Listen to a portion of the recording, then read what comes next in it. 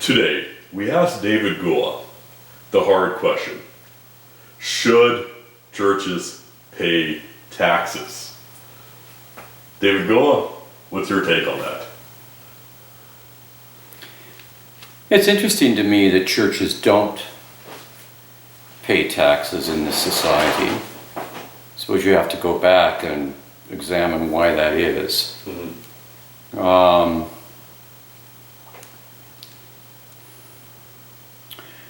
Churches in Western Europe have often been part of the state apparatus, and where you have state churches in England and Germany, places like that.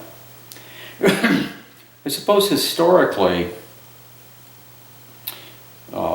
churches were the primary provider of the social safety net. Before the development of the modern welfare state, many of those tasks that are now done by government bureaucracies were done by the church.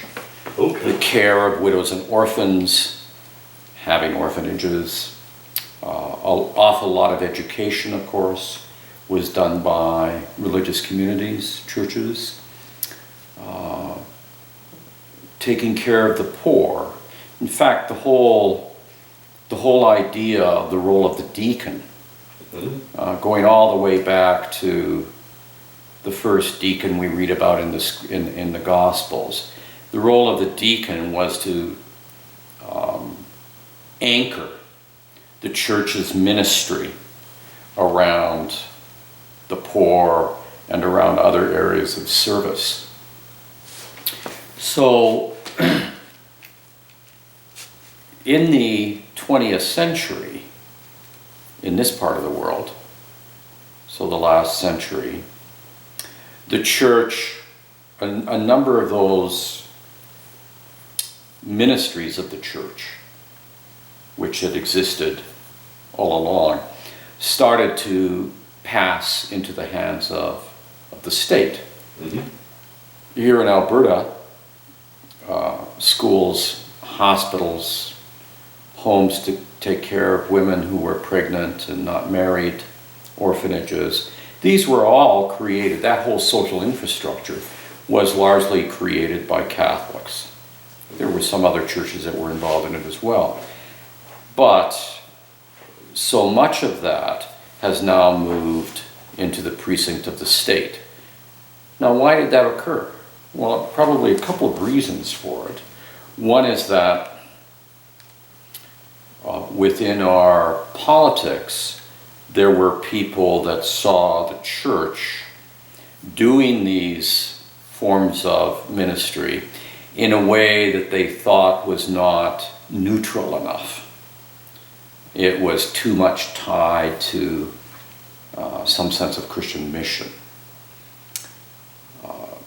So, lobbies developed, and it was an effort to not have those things done by the church. The other part of it is that, our modern society is pretty complicated. And Yes. and it's also very pluralistic. And so there's been a huge development of professionalization, specific professions associated with these caring institutions, which used to be part of the ministry of the church. So we now train social workers, childcare workers, and what have you. And there's whole bureaucracies of regulation and institute and ways in which they function. So if we go back, and if it's fair to say that one of the reasons that churches didn't pay taxes was because they were fulfilling a very serious social responsibility. Very true. So now the question is, do they still do that? Yes. Do they still do that? Yes. You think they do? Yeah. So tell me how. Well, the agape feast, we often feed the homeless. They they still do education, thoughts for theology, and also they do offer many services. Spiritual services, they still add value to the community. So I mean, they still are worthy of the not-for-profit label. Well, you certainly are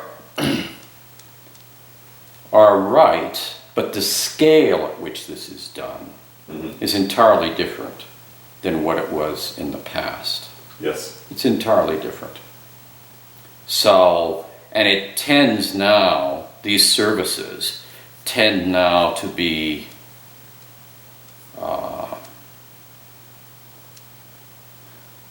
not entirely, but largely done within the context of the particular congregation's community of. So it's a little. This is a little bit of a niggly question. Let's flip it around a little bit.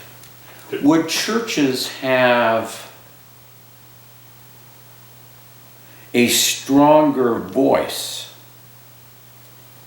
a stronger prophetic voice, a stronger voice speaking about the injustices in the society and the way in which we shape our common life? Would they have a stronger voice if indeed they did pay taxes? Would they be less vulnerable to criticism? Would they be harder to ignore if in fact they did pay taxes? Is the fact that churches don't pay taxes, does that in a way make them, I mean, this is a question I have, does that make them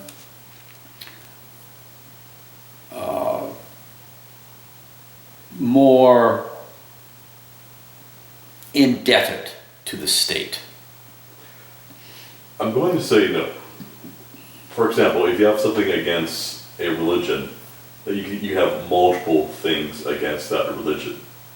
Not paying taxes is just one thing. Maybe you don't like their creed, maybe you don't like their teachings.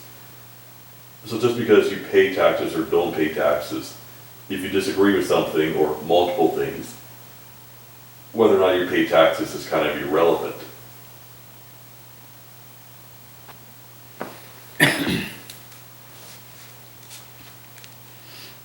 It's just one of many things you can disagree with organized religion. Well, there are certainly people that see it that way, but I'm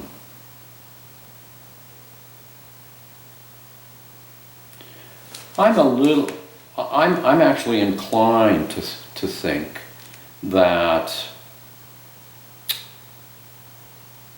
the fact that churches as communities don't pay taxes does to some extent remove them, not entirely, but to some extent remove them from the political fray. What are you doing? And it's a debate in my mind as to whether that's good or not. It would be, and I do wonder if, as I said before, if in fact churches were making that kind of commitment. I mean, what are taxes? Taxes are about the common good. Okay. Why wouldn't you want to contribute to the common good? You know, taxes make it possible for us collectively to do things that we could never do individually. Okay. So, in principle, you know, you can argue about how tax money is spent and what have you. That's perfectly legitimate. But to my mind, taxes are a central way in which we express our solidarity with each other in a society. And they are the key instrument for the development of things within the society that we could never do alone. So in that sense, it's a worthy thing to pay taxes.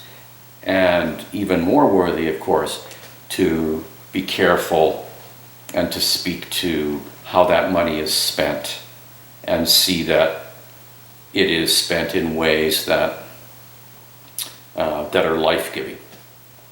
So I think it's a kind of intriguing question as to how that works.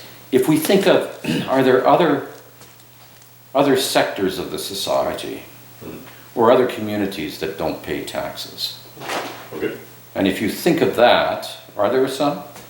I mean, there's nonprofits. Do native reserves pay taxes? Nope. No. And when we look at these other sectors, we can ask the question, has that functioned to sort of infantilize them, or has it functioned to bring them in and make them a vigorous part of the society and participate in all of its decisions? I have heard some Aboriginals actually reject their treaty status, but I've heard others that hold on to it. And also, I actually know of who he owns his own business and he just doesn't like where his tax money is going, so he holds on to his treaty status. But the thing is, you pay taxes already, so if you give money to a nonprofit, whether it be a church or something else, you, the individual, still pay tax. But also, I mean, there's a lot of government wastage. And, of course, you say, I mean, taking part in politics, making sure the tax dollars is being spent correctly. If there's a war going on and you don't believe in it, you're still paying taxes towards that. Well, there are Mennonites, and there are lots of them, that do not pay their full tax bill. Really? Why? Because they are a peace church, like Quakers, and they look at the government's budget and they assess what percentage of the budget goes to the military. And they then take that percentage off of the amount that they send to Revenue Canada. They pay their taxes promptly, they reduce it by 18%, 15%, whatever it is these days, and they take that amount and they put it in a special account in the bank. And they've done this for years. There's millions of dollars in Canada that are in these special accounts that people who do not support the military in the war have done. And the government has a kind of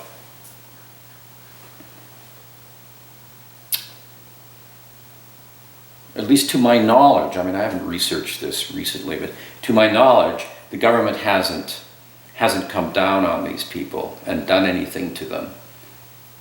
It simply tolerates this because it goes back a long way.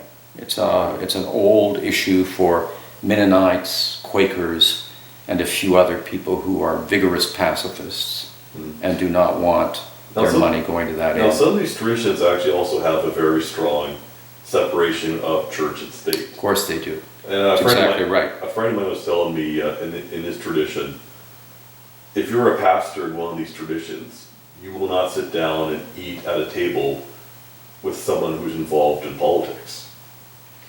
Well, that certainly is no longer characteristic of the vast majority of Mennonites. I think I understand what he's saying, but the vigorous separation of church and state, that's an old Anabaptist idea, and it's a very interesting idea. It goes back to the 16th century.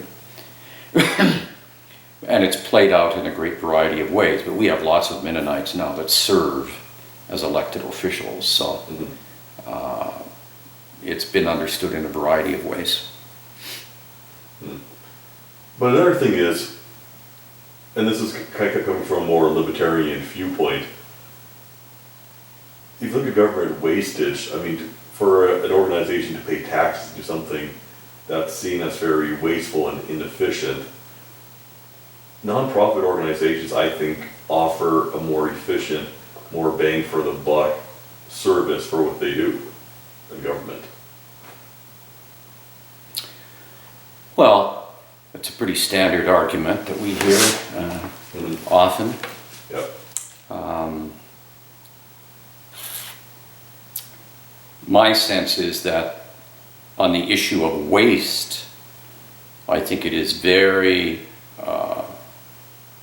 very well documented that the amount of waste in government and the amount of waste in large corporations is probably very similar. It's not about government, it's about the scale of the organization.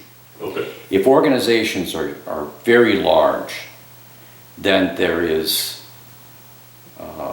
an X amount of waste that goes along with the scale, the sheer scale of things. Yeah.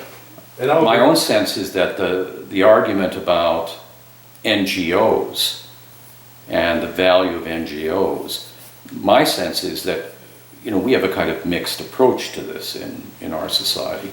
We have NGOs that participate, often getting government money to do it, participate in providing services which are also provided by the government.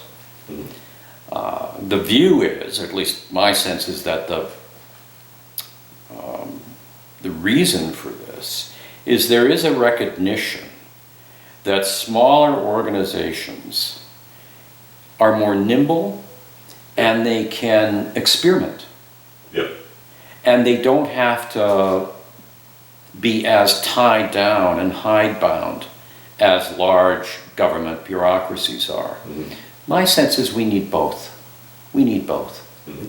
And, but we ought to be asking, I think, we ought to be asking of NGOs that they actually do things differently.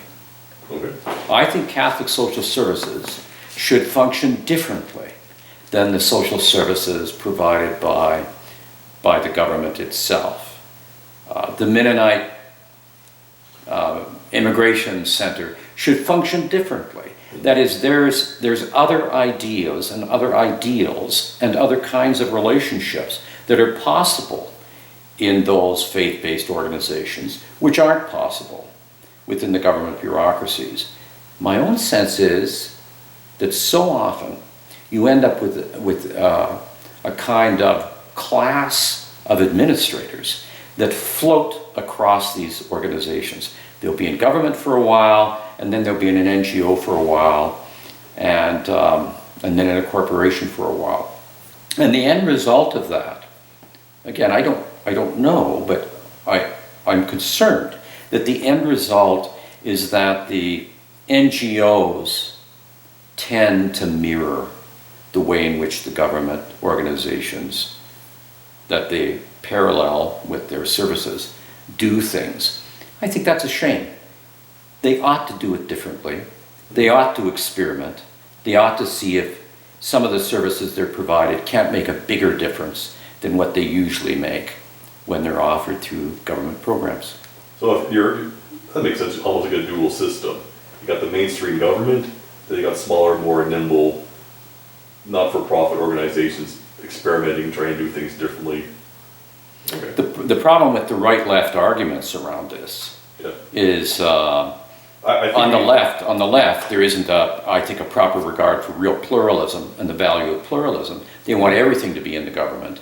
On the right, the argument is everything shouldn't be in the government, everything should be out of the government, your libertarian argument, and it should be done by NGOs. Well, you know, that's an argument against unions. It's an argument that's used typically as if we're still living in a relatively simple society, but we aren't. It's too big. Yeah, and actually that's another argument. When organizations get too big, they get more and more inefficient. I've talked to government employees, you know, like just how like you have individuals, like what do they actually do? What value do they actually produce? Some people work extremely hard and they offer a lot of value and they work themselves to exhaustion. Other individuals is like, if they just didn't show up to work, would anyone notice? And I've heard people in large corporations, you know, say similar things. you know, if that person, you know, I actually heard a person actually say if you didn't show up to work today, there'd be like no negative results. Well, those are niche matters. Most people put in a decent day's work, so.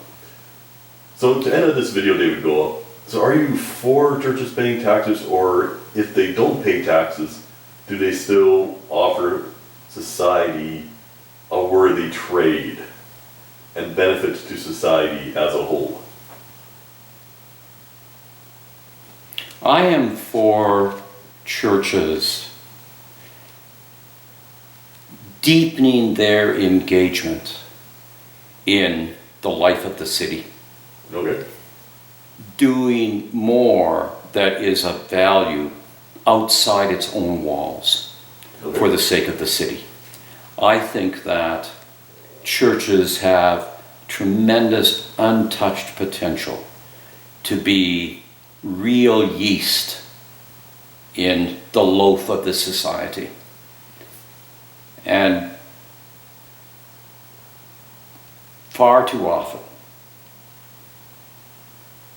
churches, people in churches, assume that there's nothing for them to do because after all they pay their taxes and there is a social safety net which takes care of all these things. It's not that churches should simply be feeding the poor. They should be having a relationship with the poor. That's what Jesus did. And that's different than what social services does. And that's healing. Makes a huge difference. So, to my mind, taxes or no taxes, what is really clear to me is that churches have an untapped potential to make an enormous difference in our society, and we should be doing things to move people within churches into a greater commitment to the civil life that we share.